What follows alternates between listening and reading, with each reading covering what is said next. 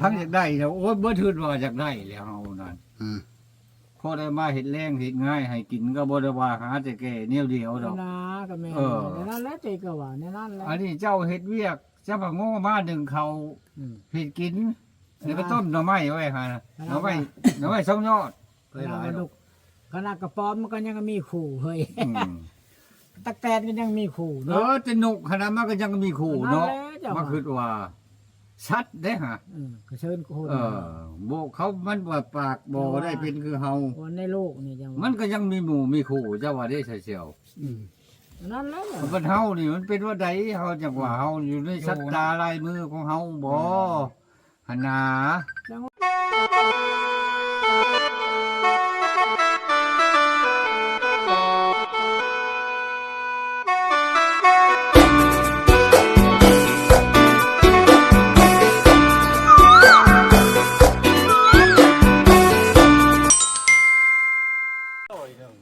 ป้าโธ่สบายดีปูรูสบายดีอยู่ดีมีแฮงเห็นอะไรอยู่จังได๋ชั่วโมงนี่อยู่บ่ได้อยู่ไปนี่แหละน้ำหัวน้ำชวนนี่แหละใช่ไม่ใหญ่กอกหันขึ้นมาอยู่พี่ล่ะจักแล้วเอ้าคือว่าไปเอามาแล้วบ่แม่นติบ่ได้โอ้ไปเอามาแหละคืออยู่เทิงไปขึ้นนั่งเทิงไปเว้าเรื่องผู้ชายผู้ชาวจะไปขอเมียให้นี่ไปจะอยู่แบบสิอยู่ไปใช้ลูกเมียก็บ่มีขึ้นได้ผู้สาวมาใครเลยตะอยู่วันนี้เลยโอ้คนนี่เกิบลายใดบ่นำวัยรุ่นเกิบแล้วฮะจะได้คู่ผู้ขนาดมันเม็ดน้ำเฮาหากระตักไปนั่งทางน้ำไม่ใหญ่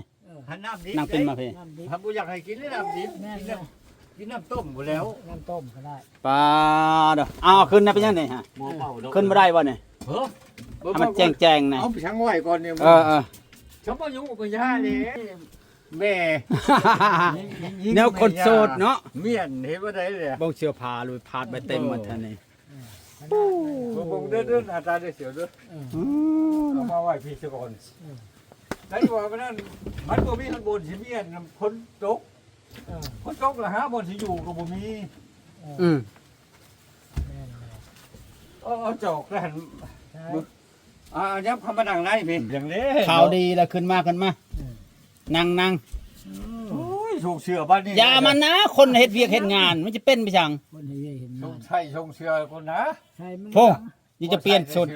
เป็นคนจนกับแม่นทุกยาก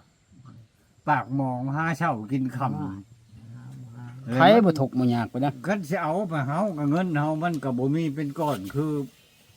หมู่คือบ้านคือเมืองนะเราก็บ่เป็นก้อนปานใดเราก็ยังเอาทั้งอยากได้แล้วโอ้ยบ่ทื่นว่าอยากได้แล้วเฮานั่นพอได้มาเฮ็ดแรงเฮ็ดง่ายให้กินก็บ่ได้ว่าหาแต่แก่แนวเดียวดอกนะก็แม่ในนั้นแหละใจก็ว่าในนั้นแหละอันนี้เจ้าเฮ็ดเวียกเจ้าก็โง่มาดึงเขาเฮ็ดกินแล้วก็ต้มหน่อไม้ไว้หาหน่อไม้สองยอดไปหลายดอกขนาดกระป๋อมมันก็ยังมีขู่เฮ้ยตะแกนก็ยังมีขู่เนาะแต่นกขนาดมันก็ยังมีขู่เนาะมันคือว่าชัดเด้ฮะก็เชิญคนโบเขามันว่าปากบ่ได้เป็นคือเฮาวันในโลกนี่จังมันก็ยังมีหมู่มีขู่เจ้าว่าได้เฉียว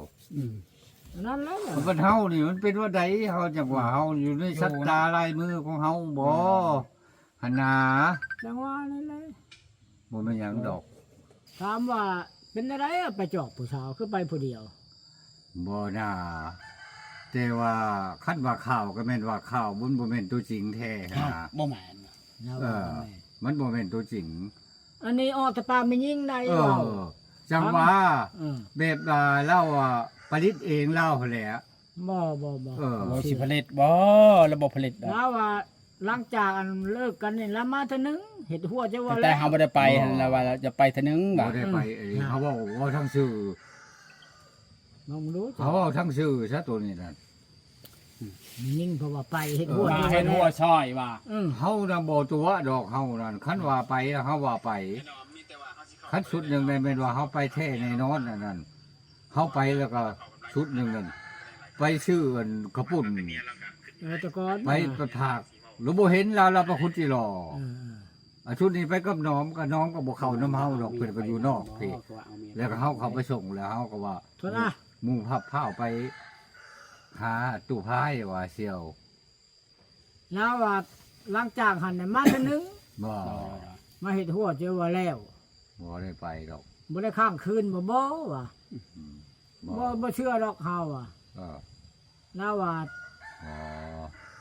บ่ได้มันยิงเป็นผู้เว้าเนาะ เออ ยิงเองได้เว้านี่ เอ เด้ อนั่นแหละจังว่าปัญญาเราเลย ไปก็ไปดอกตัวเองว่ะ เออ เราบ่ได้นอนบ่ว่ะ ก็บ่เป็นโทษเป็นโพยดอกครับแต่ว่าเฮาน่ะบ่ได้ไป เราสิผลิตเองบอกกันบ่มาว่าเราบ่ผลิตนะ จังว่า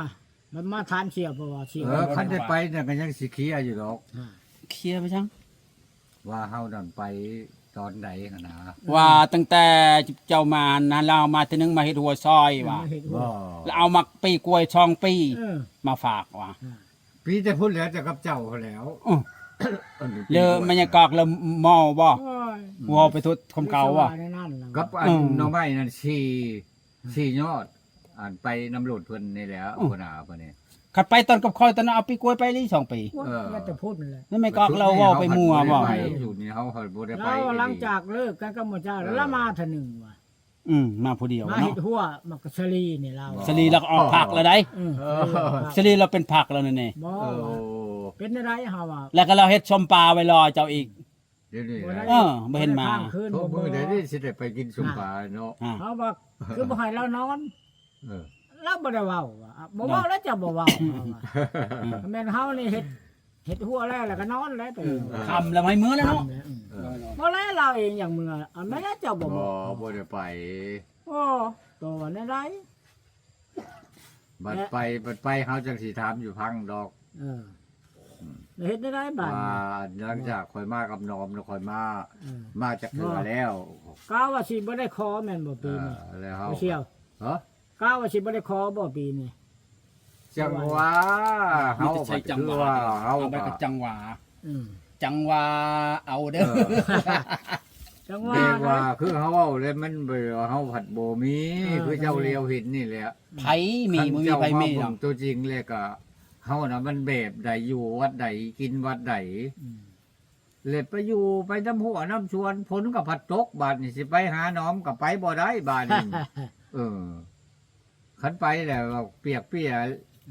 ไปเฮือนไปบ้านหมู่แล้วเฮาก็หลุดยากเขาแล้วก็พังแต่ว่าคันมันเดดแล้วเฮา เออ เป็นบ่มาเฮาน่ะก็สิไปหาเพื่อน หมดปีแล้วบ่เห็นมาจากเทื่อ เพื่อนเลยสิพาไปน้ำพาไปบ่คือบ่ไปแล้วก็ย่าหั่นน่ะ เออ เฮาก็บ่มีปัญหาดอก แล้วผู้เช้าขึ้นฮอดจ้อจี้นั่นได้เด้ บ่จักรยานดีแล้วคือบ่ปั่นไปเองนี่ แล้วแป้งอยู่ทีบมันแห้งก็ปั้นไปเองโลดแหละเนาะ โอ้ยเพื่อจะฮอดพุ่นน่ะเช่าจักเลยเถื่อชุดนั้นน่ะเฮากับไปเช่าบนทางแบงลงอันกกหมากเขี้ยวนะบนทางลุงเฮือนเจ้าแล้ว แล้วบนเฮือนห้างนั่น โอ้ เฮาก็ไปนั่งอยู่หั่น เอาบ่เข้าบ่ กินข้าวได้ โอ้ กินข้าวอยู่หั่น อยู่ไส มาแต่เช้ เอาเอาชุดนั่นน่ะชุดว่าเฮาไปอันซื้อกระปุ่นมาฝากเพิ่นน่ะ โอ้ แล้วบ่เห็นแล้วเฮาก็บ่กล้าปะ เออ ยันเพิ่นว่าล่างเถื่อพอเขาเจ็บนี่เจ็บนั่นมันจึงว่าเขาว่าเฮานี่ เบื่อนี่นี่นั่นแหละมันเป็นความบกหักแล้วเฮาก็เอามาเลย ชื่อบนข้าวผู้สาวบ่อยู่ เออ แล้วเอามาแล้วบัดนี้ ก็บ่อยู่ เพราะน่ะยังบ่ได้ลื่นกับเฮา มาแล้วเฮาถามเราว่า เนาะ เจ้าไปใช้มือนั่นน่ะไปหาคุณจิโร่เราว่า เออ จนว่าบ่ายจังได้มาแล้วโอ้ยมันก็แม่นแล้วว่ะ โอ้ผู้สาวก็รอแล้วบ่ค่อยไปมันน่ะ เออ ก็ได้วะมันหาอ้ายหาน้องถามคักแล้วเราอ่ะ คันจะมักก็ให้เอา คำมามักแล้วก็มาขอ หมอกโชว์ ขอชู เงินหาล้านหนูอุ้ย หาล้านกันหาล้านยังบ่ได้ถอก โอ้เพิ่นว่าเงินหาล้านบ่ได้ทอกบ่ บ่ได้ถอกแล้วดองพุ่นเลย หาล้านนั่นได้ เออ ทอกมือคอเท่าไหร่ เอาคำห้ามบ่มีเฮาก็บ่เข้าเพราะได้เสียแต่ค่าคันคอเลยก็อย่า คันคอเท่าไหร่ เอ สองล้าน อคัดว่าผักสู่มันสำได้สำหนึ่งเฮาก็ยัง ทั้งเสียว่า พังพญาบ่ ผัก 2ล้าน ชูนั่นบ่ได้กินหยังกินแต่หมูผักชู 2ล้านเงิน2ล้าน 2ล้านน่ะกับบ้านนี้ก็หมดบันทึกก็บ่เกินตัวหนึงอัน2แสนอันแสนหาเท่านั้นแล้วก็จุบบ่ได้มีหยังกาย สำนั้นเฮาเสียได้ ไปชำนั้นได้ อืม อัน5ล้านนี่ ติดไว้นะตัดมือแตงคุณว่า มือแต่งดองเขาว่าเฮามีเนาะเขาว่ามีได้ โดย คำเฮาเข้าไปล้านหนึงเลยก็มือดองก็ยัง4ล้าน โดย ในล้านหนึงเขาไล่เป็นขะดอง จ้า กับ4-5แสนนะเขาบ่ไล่ เออ แล้วฮะดีบ่ดีคำเฮาบ่มีแต่อ่ะบ่มีแล้วโทษจะได้คันคอแล้วก็จบ โดย กับบทบันทึกฮะ เออ มาติด เท่านั้ ไว้ นใน ธรรมดาเลย บ่แม่นว่าสิ ธรรมดาธรรมเนียมมันเสียอยู่แล้วอยู่พี่ดูกัน อันคันคอน่ะคงเงินเฒ่าเงินแก่เนาะ เออ สองได้บาง3ล้านนี่ก็จบโลดขอแล้วก็แล้วดองนะจักยามใดจะได้แต่งก็เบิ่งดีกว่า เอื้อยแล้วผู้เอาอันน่ะพวกเลขพะล้อมน่ะได้20ปีแล้วยังบ่ได้แต่งดอง อ่อนภูอ่อนเพื่อนใกล้ๆกันนะ บ่ บ่ เอื้อยผู้อยู่ เออ เอื้อยผู้ทิศลาว อยู่บ้านไผ่ล้อมบอกแรง เอาอาจารย์เผยเขาน่ะ เออ ตอนมาบวชอยู่ในบ้านโนนในโห แต่ยังบ่ได้แต่งเท่านี้เนาะ ยัง ห่าน ซ้ำเฮานี่ตายซ้ำโตกับเฮานี่ตายแล้วแต่ เจ้า ยัง เจ้า บ่ได้แต่งเลยเฮาคอเป็นเคยแหละเนาะ อ่า พอผักชูอยู่เป็นเคย เออ คำนี้ก็เฮ็ดคำบ่มีก็เขา อยู่ไป ก็ มี อยู่ไปแล้วมันบ่มีอยู่ไปแล้วเฮาคอเลยดิอืม ฉะนั้นก็เป็นของเฮาแล้วไปเด้อ อยากได้มาก ก็ว่ามันนักท่วงมันนักเรือนักแห้งกับเขาก็เว้าจังซี่ดอกเขาใส่เลยบ่มีแล้วก็ได้หมูน้อยตัวหนึงอันสำแขนไปป้านแล้วก็แล้ว โดย คำมันนักแห้งอะนะหลังเสือเขาใส่แล้วมันยากในครอบครัวเนาะ อ่า มันเป็นอันนั่นอันนี่ไปหักไม่ละย่ามบอกว่าอันนั่นและอยากอย่างซี่มันบ่มีนะครับกับป้านเอาซื้ออีกหมูน้อยตัวเฮาแคนนี่ โดย ตลอดไปแหละไปป้านแล้วกันอยู่ไปอีกแล้วบัด อ่า มันก็บ่ง่ายปานใดดอกก็บ่ได้กว่า20ปีเลยยังบ่ได้แต่ง อ่า ก็เชิญเลยเฮาเฒ่ากัน ได้ นี่ กันแล้วเฮาก็ เออ หาได้แหละเนาะ ก็หามันได้เฮ้ย ผู้สาวก็ตกลงนี่เด้ ผู้สาวตกลงแล้วผู้สาวมักแห้งแล้ว นั่งแห้งแล้ว นี่แหละเขาบ่โพกคอตาย จนว่าจะว่าลงที่เนาะ อืม ลงที่ว่าละมาเทอหนึ่งแหละ จนลงลืมความ แต่ หัก จะจากกันละมาเทอหนึ่งมาเห็นหัวจะว่าแล้วฮะก็หลายคนก็ได้ยินเนาะ เรา จะนี่เปิดให้ไปก็ได้ยินพากัน เออ ไปเหมือนคำเลยหากันหนึ่งข่าวยังหนึ่งข่าวแรงอะไรฟ้าต้องข่าวว่า เขาแรงใบ3 โมง บ่าย3 โมงเฮาหลังจากที่เฮากินแกงลมไม้อยู่นอกก็ได้เข้าไปลินน้ำล้าวไปทำข่าวไปว่าละมาทีหนึ่งเนี่ยโธ่เชี่ยวในหลักมากไม่ได้บอกไปเนาะว่า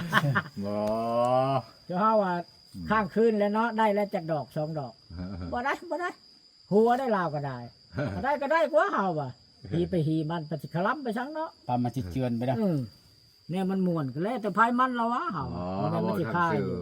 อคันผู้เชื่อก็ถามโลดชุมเพื่อนไก่ว่าเห็นเฮานำไปจากเธอ จังว่าแล้วไอ้นี่กระโดดมายิงว่าว นั่นแหละจังว่า มันแม่นเจ้าหาว่าวได้ เออ ได้ยินเบิดนี่ชุมบ่นอกบ่นอมเรามาเท่านึง แล้วว่าไปเฮา อันนี้มักสลีเจ้าว่าในผักเราอ่ะ มาเฮ็ดหัวเจ้าว่าแล้ว แล้วเราบ่ได้ค้างบ่ว่าจักแล้วจะเฮาว่ะ เออ ถึงบ่พรนั่นบ่เพื่อนก็บังบิงสิเย็นๆเนี่ยก็ลิกข้างในมันก็ดึกเด้ก็แล้วเด้ว่ะบ่ได้ ล็ เรา อกไว้ ดึกแล้วนะเนาะเฮาว่ะสิเป็นหยังขอไปขอ คนก็บ่มีอยู่ไฮอยู่นามันก็เงียบใส่หมอยเนาะ ของแน่อันฮีกับคอยมันบ่ได้ผิดได้เลวกันไดเฮาว่ะของแน่เพิ่นแต่งมาเนาะได้กินดีๆได้ชีว่ามวนแล้วคนเฮา บ่ จังว่าคืออันเพิ่นเว้าของมื้อนี่โอ้ยผัวเมียนี่ผัวเมียมันย้อนนํกันแกงไก่มันบ่เอาแนวน่ะ อ่า ผัวเมียมันนํกันยันหูเหี่ยว อ่า คำหูเหี่ยวอันผีบ้าบ่อยู่นํคำบ่มีหูนี่อยู่บ่ได้ผู้ชายเนาะ แม่น อันแกงไก่เนี่ยย่างยามใดก็ขายกินยามนั้นได้คงไก่เลี้ยงไว้เนาะถ้ามันคลองอยู่ซื่อไปชิดประหารเพิ่นเว้านะก็คือเนี่ยเขาบ่เพิ่นบ่เอานี่ความเว้านี่นั่นน่ะว่าพวกมันนำกันย้อนแกงไก่มันบ่แม่นผู้ไม่มันนำกันยันหูเหี่ยวเพิ่นว่า แต่ว่าวันนี้นะว่าแบบว่ามันโค้งไปหันเนาะ มันโค้งตอนนั้นเพิ่นเว้า ไก่ ซื่อ นะ ไก่กับหูเหี่ยวอันน่ะเพิ่นสิไปอยู่เนาะเอาไปหยังอันนั้นแหละจังว่า มันก็ซ้ำกับว่ากระปูอัดดังเลยแม่นบ่ แต่ก็ หาฮู้บ่เห็นแล้วว่า เชิงหูกับปูบ่แล้วดีกว่าเนาะ มันก็หนหลังไปได้เฮ้ยคน แนวนั้นแล้วจังว่า เจ้าพลังคนว่าหมักบ่ก็หมักก็แล้วของแนวหมักเนาะ อืม หอมก็อยู่หันเหม็นก็อยู่หันเนาะมันหมักแนวมันเกิดมาเพิ่นแต่งมาน่ะเพิ่นแต่งถูกได้ คะแนนมัก แนวหมักเพิ่นก็อยู่ เจ้า น้ำเขา ว่าหมู่สิว่ามิ้นเฮาก็ว่าหอมอยู่แล้วเนี่ยเฮามัก แนวห แม่น มัก บ่ มันแต่ปูเนาะ ความกินกับผู้มักคักกับผู้อยากได้ อันนั้นแหละจ้ะ แล้วว่า แล้วก็เมียนะเอ้ยเมียมันขี้ไล่แต่ขี้ไล่ก็ได้ของเฮาเนาะ โอ้มันอยู่ในชะตาลายมือเฮาเนาะ มันเลียเห็นมันหมักบ่ได้ชายแนนเนาะ จังว่า งามกีฬากันมีคลองคือกันบ่ มีของคือกันอันเดียวฮะชายแนนมันเลียเห็นมันหมักบ่ได้ ได้ จังว่า เขาบอกชายแนนนะว่าจะงามคือพระอินทร์เดียวเขาบ่หมักอีนี่เป็นแต่สั่งมันเว้าเพราะว่าฮะ เออ เขาบ่แม่นแนนเฮาเนาะ ไปจีบก็ไล่บ่ไล่คนอยู่เฮาก็ยังเว้าแล้วก็ยังบ่นักเท่าผู้นี้ น่าเห็นบ่ ได้ ก็ ว่า ชาย บ่นัก แนนเข้ากัน บ่มีหยังเฮาก็หาไปให้ เออ อืม แล้วเจ้ามักอย่าว่าเจ้าจังไห้ คันไป ว่า ไล่แล้วก็ บ่ ก็ไล่อันพันแนวเฮา ก็มักมาแล้วเนาะมักอยู่แล้วเนาะ เฮาหัน บ่ เฮาบ่อยากเว้าใส่ตัวนี้ว่าก็ไล่อันพันแนวอยู่เฮาเอาไปให้ แต่ปรินมาเนี่ยบ่หนักเท่าพวกนี้ อืม พวกนี้น่ะติดใจแฮง แต่เฮาอันไปดินมานี่ก็ฮอดหน้าทรายพุ่น พ่อ เฮาก็ยังบ่ปานใดบ่ยังบ่ซ้ำตัวนี้ เสียเงินหลายเติบแล้วนะ เออ ยังบ่ อันนี้แหละเพิ่นเว้า เออ อิ่วถึกผาลาถึกมือ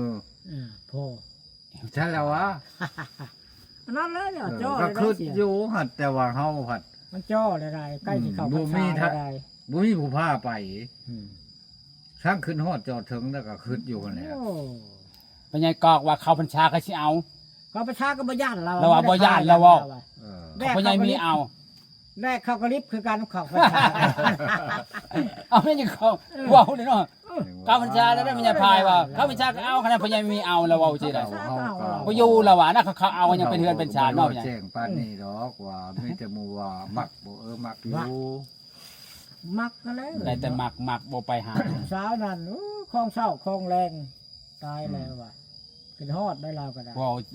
เห็นมาจากเถือเนาะ อืม ว่าเอาเมียปะแล้วได้เพิ่นว่า แล้วเอาเมียล่ะ เพราะว่าตัวมีกลับไปเอาเมียเก่าแล้วแล้วเว้าเจ้าได้เว้าเจ้า โอ้ยเอาผู้ใดดิอยู่ไปนี่แหละ ว่าย เออ ได้บอก3 ล้านนี่ไปคอแล้วนะย่างนะคอแล้วแหละ3 ล้านทีนี้2 ล้านน่ะก็ให้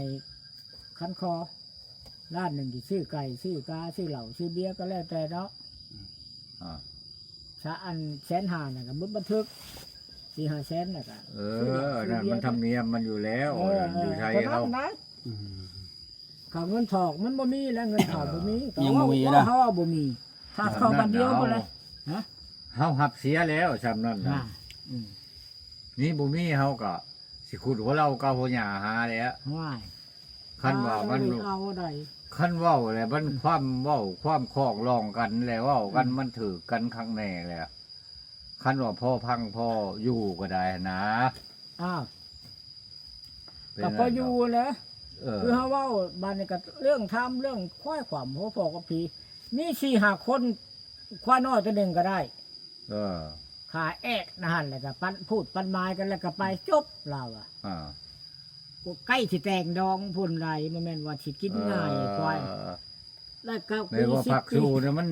มีหมูอยู่แล้วใช้คือกันอยู่ในบ้านนี่คือกัน คูเบิดประเทศลาวนะเบิดหมูผัก แต่ ชู ว่าฮีตของเพื่อน ที่ของเพื่อน เนาะฮีตตัวชะลาคณะโทสร้างเฮากับความบ่ได้ฮีตน้อยๆก็ได้ บ่แล้ว ขนาด นั่นไหนจังว่าโอ้ในใดเด้เสียงคือสมอ เดี๋ยวมันสิยาแล้วสิไปต่อแล้วเดี๋ยวบ่เนี่ย แล้วเราเพิ่นจะหาข้าวชูกินนี่ นาง โอ้ย ยังบ่หิวเราก็กินข้าวมา เออ เนี่ย กินข้าวมาบ่ นี่ แน่ หน่อไม้ให้แล้วบ่มีหยังแล้ว กินข้าวมาแล้วกินข้าวแล้วก็มาจังน้อยต้อง โอ้บ่มียาแล้วรุ่นนี่เนาะ ฮะ ที่ เฮิง เช้า บ่ได้ก้าวว่าเฮิงบ่ได้เสียว จังว่าไป คนมา นั่น อยู่นี่ เดี๋ยวสิพาผู้ใหม่เอาใช่ เออ หรือว่าสิไปหาผู้ใหม่แล้วบ่ ไปบ่ว่าบ่ไปหาผู้ใหม่ แม่นแหละโอ้ไปบนใหม่บ่ได้ดอกเราว่าทำเป็นบาทโถ เอ เพราะว่ามัน10-20 ล้านผมจะเอาได้อีกบ่ มันก็บ่ได้แหล้ มี ว 5ล้านหนึง นั่นคืออันซ้ำเจ้าเว้านี่ก็ยังว่าเฮาก็ยังว่าหันใจได้แน่ได้ เอาก็หันก็ได้ก็ย่างยังเมื่อ มัน ใด ซ้ำ ได้ บ่ได้ กับเมื่อใดว่าไปแหละขอแล้วนะ เออ ว่าย่านยังบ่ คันว่าซ้ำ คน เว้า ว่ามัน นี่ บ่ฆ่าคนดอก มันบ่บีบเฮา คันว่าซ้ำเว้านี่บ่มีเฮาก็แม่นว่าหาแหละ ก็ชักเว้านี่แหละขอ คันว่าใจเฮาเต็มร้อยอะนะ เออโธ่บ่เอาลีไปเห็นฮีลูกสาวว่าเจ้าไรเอากะขักบ่เห็นขาอ่อนเขาไรเอาโลดนะว่านั่นไม่ยิงเนี่ยก็เท่านั้นนะปะจีอ่อนจังก็เขาคอกันอยู่คันคอน่ะ เจ้า 2 ล้านคันคอ เออ หมูน้อยตัวหนึ่งเอาทุนไปแล้วเลยก็ไก่แล้วพละโตแล้วไก่ผูกแขนเนาะมาว่าบ่เอาแล้วไข่มันเอาตัวไก่ได้ผูกแขน เออ ปลาควันน้อยแล้วผูกปลาควันน้อยผูกแล้วอยู่ดีไม่แห้งเลย แบบไก่กานี่แบบว่าบัดแต่งคนบ่ ไก่15นะบัดแตงผูก ไก่ผูกแขนตัวเดียว ไก่ผูกแขนตัวเดี มือ ยว คอผูกแขนนั่นเด้คอชูฟักชูกระโมตัวหนึง เออ เออ กับไก่ตัวหนึงผูกแขน ตัวหนึงกับตัวมีก็ ธรรมดา ตัวมี2ก็ถือ2ไปให้เมียตัวหนึงก็แล้วแต่คำมีเนาะบ่มีก็บ่เจ้าหาแล้วขอยก็หาได้แต่หมูกับไก่ข่อยนี่แหละไก่แต่ไก่ข่อยก็เบิ่งแล้วไก่ข้างไปข้างมา เขาจะบ่มีคนไก่ดอกเด้ดีนะ มันมีหานะซ้ํ เออ กระปั้นนี่อึด คือแม่นว่าไป แล้วเขาก็สิเว้าน้ำหนอมหมดแล้วเพิ่นผูกไก่น้อยเพิ่นหลาย ว่าก็ไปแล้ว ชื่อเอาดอกบ่แม่นเอาซื่อๆดอก ใกล้แล้วใกล้จะเข้าพรรษาลาพระเจ้าแล้ว โอ้พอเป็นหีดเป็นคลองเนาะ ว่าจะธรรมดาเลย อ่า ผู้สาวคลองอยู่มันนั่นก็เฮ็ดชมปลาถ่าจนมันกินบ่ได้แล้วชมปลา น้ำก็เบิดเลยเนาะบาดนี้มันน้ำพันอยู่ตลาด ว่านะมันยังหากินน่ะ น้ำพันน้ำเย็นอันนี้เฮามันตักไม้ใหม่ดอกอันนี้ เป็นหยังเด้ ยังก็ยัง เขาทักน้ำค่ำน้ำโพ เว้าพื้นเฮาเรื่องคือเฮาเว้ากันผ่านมาและลูกนั่นก็มาเอาเขาก็ไปนํอยู่หาเขาเว้าว่าแล้วแต่เจ้ามันบ่แล้วก็เฮาได้เอาเลยก็แม่นแล้วเขาเว้าไปให้เอาหั่นน่ะ อ่า เฮาพอบ่มีจังซี่แล้วอยู่ผู้เดียวงบงเงียบ พอได้หมู่บากหมู่ว่าโอ้คำลังเถื่อกับมันทางม้ากับเป็นเมียเฮาแหละเนาะเที่ยวไปเที่ยวมาก็ได้ เออเพิ่นอยู่น้ำเฮานี่ดอก อยู่น้ำเฮา อยู่ใน ดอก พิธีดีของเฮานี่แหละ มันได้เลยยามเห็นนามันบ่มีนาก็ไม่เฮ็ดอยู่พี่ เออ นะตายจังมันบ่ได้มีนานะฮะ คะแนนดุดอกมันอันเห็นนานะ อันนี้ หัดจะเฮาก็ยังบ่ได้ถามเล่ากับมีบ่นา โมนามีแต่เดินน้อยเดียวน้องหั่นแหละแล้วมันมีนาบ่ให้ได้ โอ้ พอแต่เดินน้องหั่นแหละ ก็บอก จุมเป็นนาบ่ได้มีน่ะทอแต่ได้เดินน่ะ เออ เดินขยับปลูกอ้อยน่ะสิมีนาใช้ก็ให้ มันเล่าว่าก็คือว่านาแล้วจะบนภาคบนเฮาดังนะ อาการนั้นแล้วมันทำบ่มีให้นาน่ะเดินฮะ โอ้ เด่นลาแต่ไม่ได้เป็นไหนาตะกี้ให้หน้าแล้ว เด้มาดู ก็เฮ็ดปลาอ้อย ตะกี้พวกอ้าย เออ เอายา เป็น ละ เป็นเดินชื่อเนาะ เป็นเดินยาแล้วมันเบิดสัญญาเช่าแล้วเขาก็ยา อันเบว่า ก็ปันกันอันเปิ้นน้องมันก็มีแล้วมันสาวเอาตัวลุมหั่นเด้น้องชายหลาแล้วน่ะผมมีรถปั่นเข้าฮะจะมันฮะ ก็กว้างเตอบ่อนบ่เดินนั่น ประมาณเอกาปลายนี่แหละ ฮะ เอกาหนึ่งพุทธิเอกา100 เมตรมันทนเขาปั่นให้เราน่ะ ไร่หนึงมันก็มี4งานเนาะไร่บ้างแหละ เอกาหนึ่งพุ่น 4ไร่เอกตาหนึง ไร่6ไร่ไม่6ไร่นะ 6ไร่ก็เอกตาปลายไปแล้ว บ่ก็โต6ไร่โลกเขาเจ้าว่า ยัง6ไร่ไปไหน อันพวกเขาเดินคอม6ไร่นะอีกตานั่นนะ น่ะ6ไร่บ่แม่น4 บ่ เออ มันบ่คือเฮาเว้านะ 6ไร่ เพิ่นได้ แต่เอกตาหนึง เออ แบบบ่มีให้นา เพราะ เนาะ คอยนี่อัน3อันอีกตา18ไร่โลดเนี่ย เออ เขาแน่สิพุยกับปฏิปักษ์โลด เออ ถ้าเขาเดินคอมนี่ได้เขาบ่ได้พิโลบได้บ่ อืม เจ้า